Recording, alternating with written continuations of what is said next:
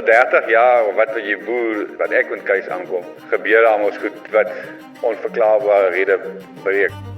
Ek het trekkers gehad wat nie probleme opgetel het en wat hulle vir my kosteloos kom omruil het met 'n nuwe trekker. Ons kom altyd reg. As ons 'n regtig groot probleem het, dan is daar altyd iemand wat jou kan help. Kees het nog nooit weggeloop van 'n probleem af. Hulle het ons altyd gehelp en sê, okay, ons maak 'n plan. 'n Trekker wat binne eerste 20-30 uur probleme optel en kom hulle hom op met hulle staan by hulle brand of hulle naam. En dit is belangrik. Dit is belangrik jy weet dat as jy eendag 'n probleem het, is daar iemand wat vir jou kan help.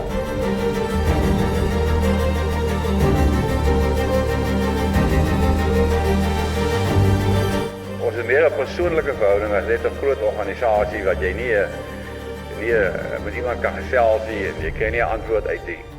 Ons werk met ander fabrikate en goed en dan is jy so half 'n nommer. Jy kom hier by iemand uit om vir jou antwoord te gee as jy 'n probleem het.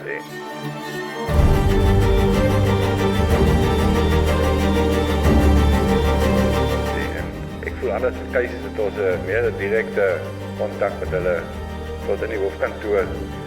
En as met iemand praat is dit nodig. Dit is vir my belangrik.